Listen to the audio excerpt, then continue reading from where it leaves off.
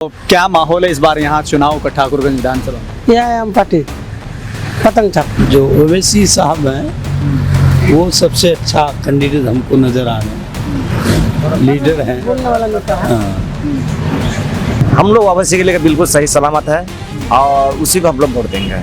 BJP तो रुकेगा ना, एमआईएम जीतेगा तो 25-30 सीट ले आएगा तो अपने इसका ये बनेगा, डिप्टी सीएम बनेगा और इंशाल्लाह इस बार लेके आएंगे बिहार से 25 से 30 सीट।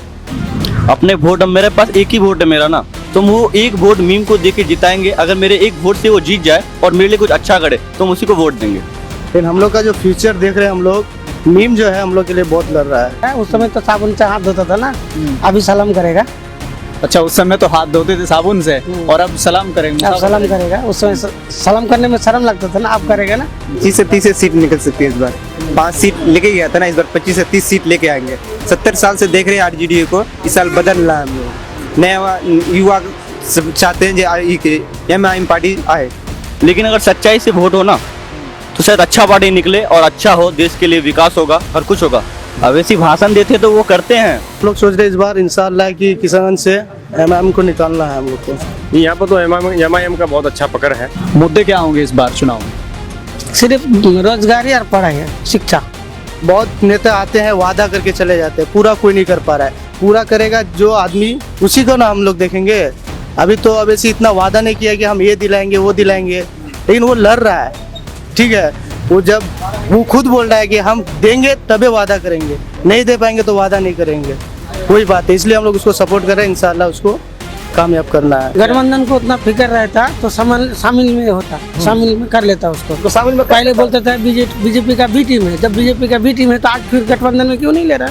इसका मतलब उसको मुसलमान का वोट चाहिए, लेकिन मुसलमान का नेता नहीं चाहिए उसको। जिस बिहार ने सदियों तक भारत की प्रगति को नेतृत्व दिया, उसको पंजे और लालटेन के शिकंजे ने पलायन का प्रतीक बना दिया था।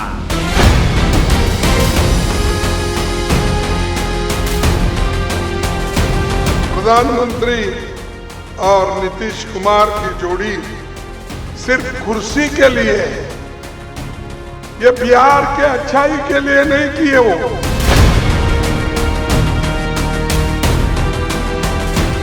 अब गोड़ पकड़वा मुख्यमंत्री की बिहार में कोई जरूरत नहीं।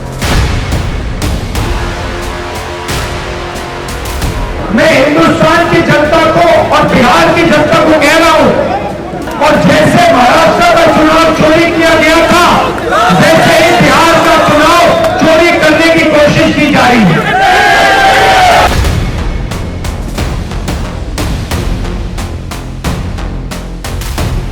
अगर गिरगुट और नीतीश कुमार को सामने रखा जाए तो गिरगुट कहेगा कि मुझे इससे शर्म आती है।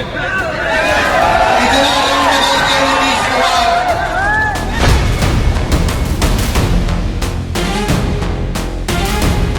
ठाकुरगंज में इस समय हम मौजूद हैं।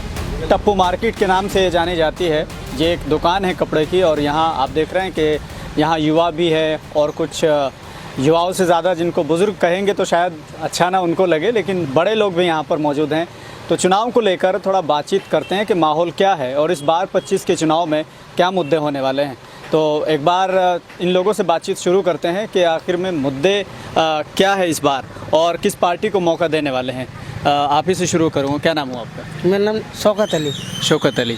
चुनाव का माहौल है, ऐसे में जनसभाएं शुरू हो गई हैं, लोग आ रहे हैं, लोगों से मिल रहे हैं। ऐसे में वो लोग भी आ रहे हैं जो 5 साल में पिछले नहीं निकले घर से, लेकिन ऐसे में अब निकल रहे हैं। हाँ, अभी सलाम मुसफा करने के लिए निकल रहा है। उस समय तो साबुन से हाथ धोता था ना, अभी सलाम करेगा।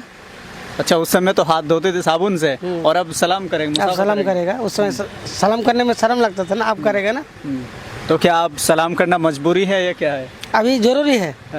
अभी उन लोग सलाम करना जरूरी है। अच्छा, तो क्या माहौल है इस बार यहाँ चुनाव का ठाकुरगंज विधानसभा में? यह है हम पार्टी पतंग छप। क्या है एमआईएम पार्टी पतंग छाप? हम लोग पतंग छप को वोट देंगे। क्यों ऐसा क्यों है? ऐसे ही विचार बना के रखे, पतंग को ही देंगे। लेकिन जिस तरह से आरजेडी या गठबंधन उनको शामिल नहीं किया, तो कई लोग कह रहे हैं कि एमआईएम सिर्फ यहाँ वोट खराब करने का काम करेगी। वो कहने वाला तो कहेगा, और कोई मुद्दा नहीं मिलता तो उसके बारे में तो बोलेगा ही उल्टा सीधा। मुद्दा तो है उनके पास, वोटर अधिकार यात्रा निकाल रहे हैं, कहीं कुछ कर रहे वो तो हैं। निकलते ही रहेगा, वो तो निकलते ही रहेगा। चलिए, ये बता सकते हैं कि कौन है यहाँ इस विधानसभा में जो एमआईएम पार्टी से आने की उम्मीद है? अभी तो किसी का कन्फर्म नहीं हो रहा है। कभी तो हम लोग सुनते हैं मुफ्ती अतर साहब है, कभी सुनते हैं फैयाज आलम है, कभी सुनते हैं गुलाम हसनैन है। अभी तो कुछ पता नहीं चलता है। जो भी आए, जो उस पार्टी से उसको वोट देंगे। मुद्दे क्या होंगे इस बार चुनाव में? सिर्फ रोजगारी और पढ़ाई है, शिक्षा। एक तरफ जहां गठबंधन है वो रोजगार को लेकर बात कर रहा है, स्वास्थ्य को लेकर बातचीत कर रहा है। एमआईएम के पास ऐसी क्या चीज़ है जिसको देखते हुए आपको लगता है कि वो सब ये बात कर रहे हैं? वो करेगा, करने वाला नेता है। एमआईएम पार्टी जो कहेगा वो करेगा।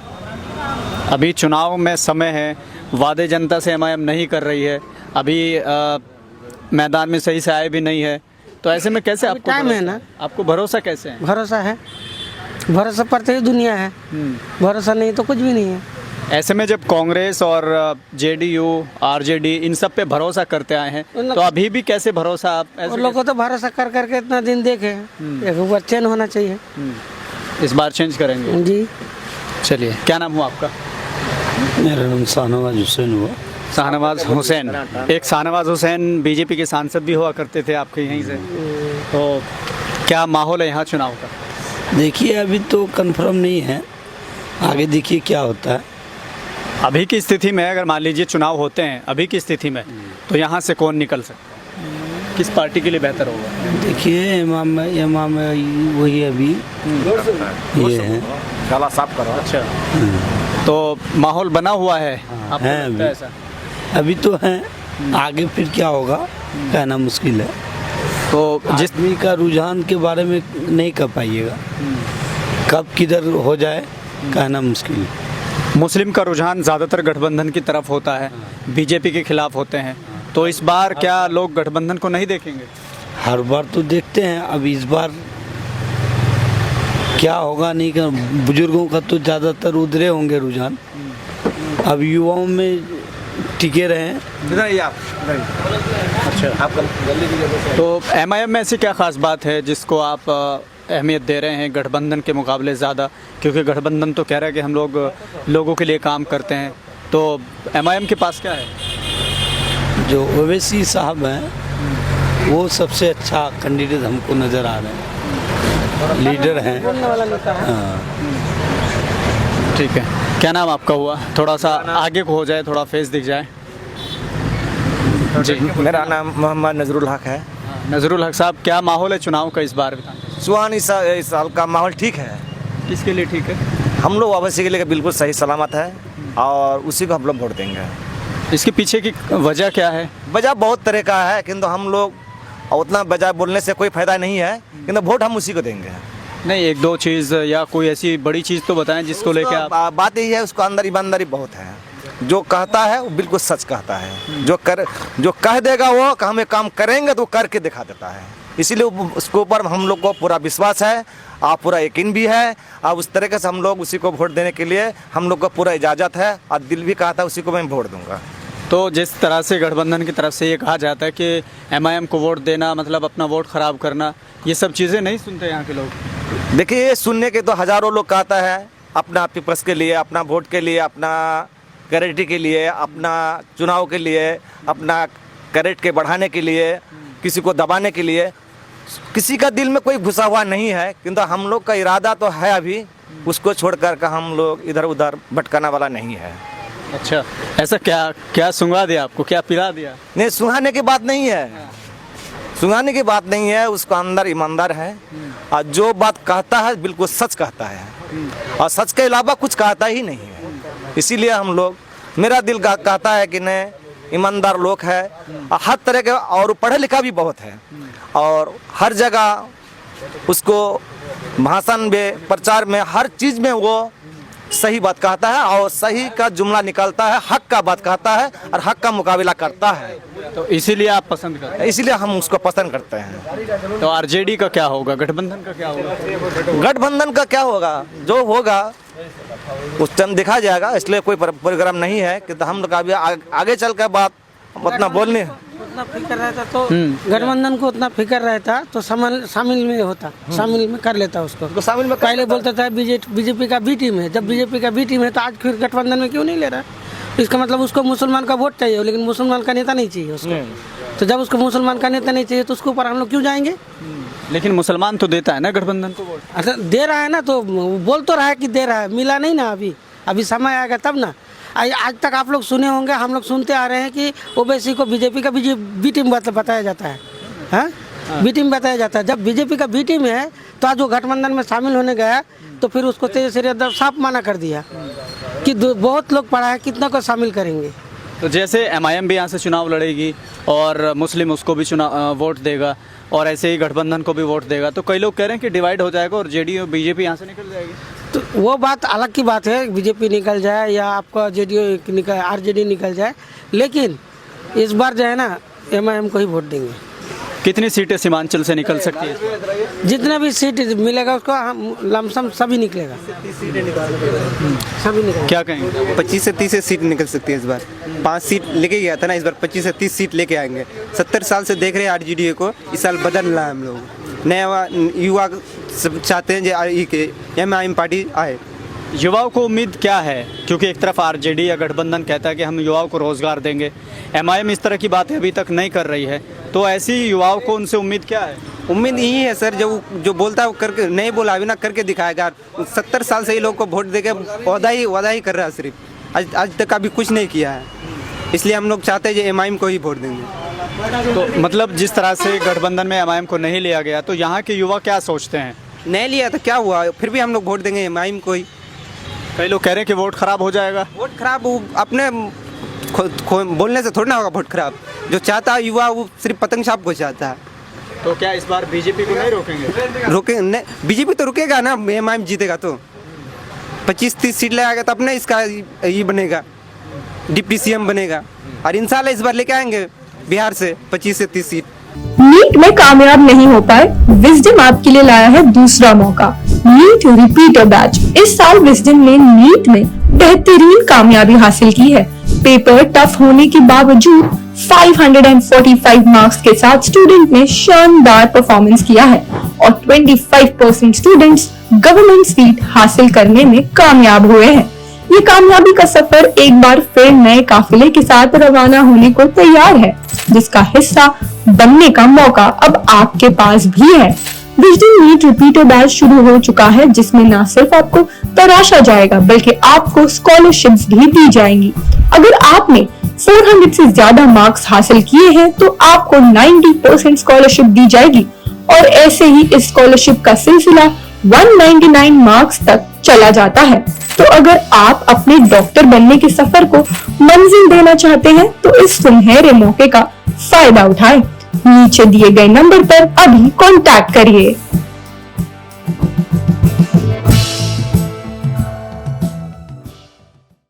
अच्छा, क्या नाम हुआ आपका? मोहम्मद अदनान। अदनान, वोट बन गया है? जी, वोटर लिस्ट में इस बार नाम चढ़ा लिए हैं। इस बार नाम चढ़ गया है, तो पहला वोट किसकी तरफ जाएगा? पहला वोट तो अभी तो हम सोच रहे हैं मीम को देने का। बाकी जैसे चुनाव नज़दीक आएगा फिर उस समय मीम को ही देंगे। जो पार्टी मेरे लिए अच्छा करेगा, मेरे फ्यूचर के बारे में सोचेगा, हम उसी को वोट देंगे।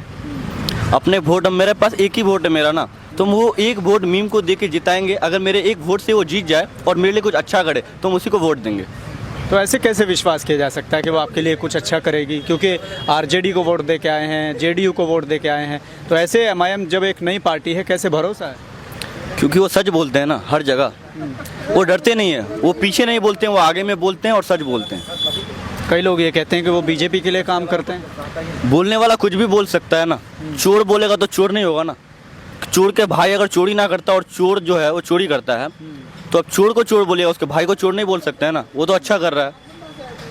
तो जिस तरह से गठबंधन में शामिल नहीं किया गया एमआईएम को, तो कई लोग कह रहे हैं कि वो भी लड़ेंगे और यहाँ आरजेडी का गठबंधन भी लड़ेगा, तो ऐसे में वोट डिवाइड हो जाएंगे और बीजेपी आ जाएगी।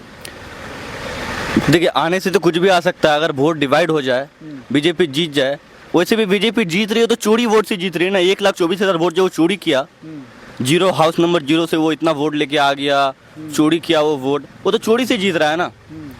उसमें शामिल है इलेक्शन कमिश्नर, वो सब जितने भी है लोग सब शामिल हैं उसमें।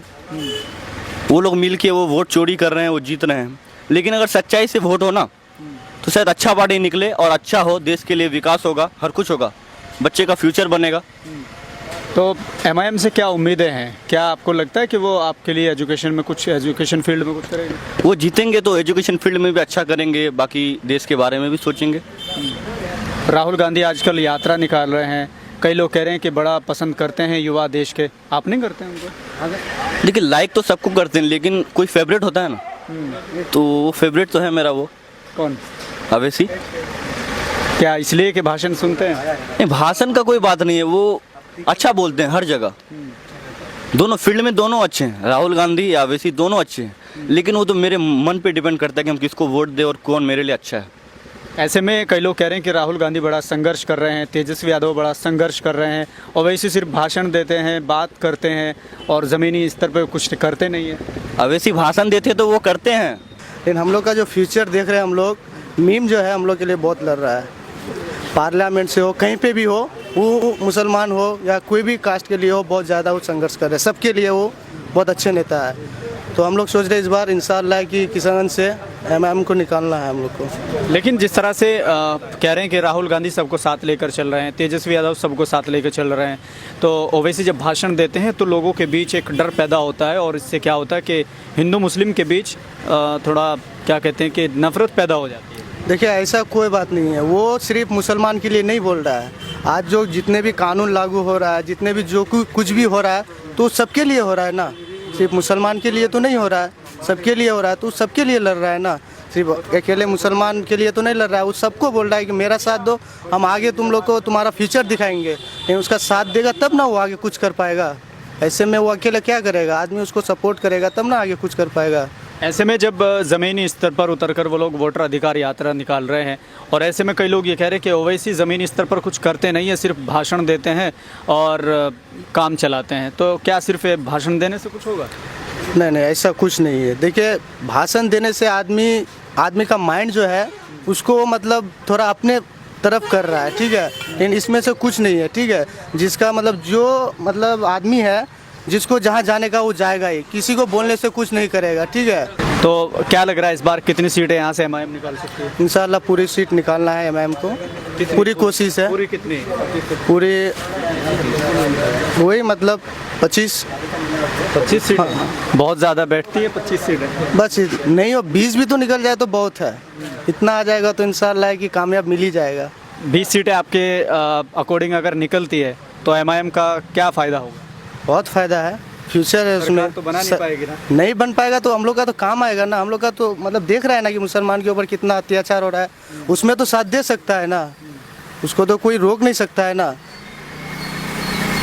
अच्छा, ये सब चीज़ें कहाँ से दिमाग में आती है, कहाँ से आप लोग सोचते हैं कि एमआईएम, जबकि यहाँ हम देख रहे हैं या चर्चा जब होती है तो बड़े बुजुर्ग बात करते हैं कांग्रेस की, बड़ा पुराना नाता कांग्रेस से रहा है, ऐसे में युवा लोग क्यों मतलब उधर जा रहे हैं?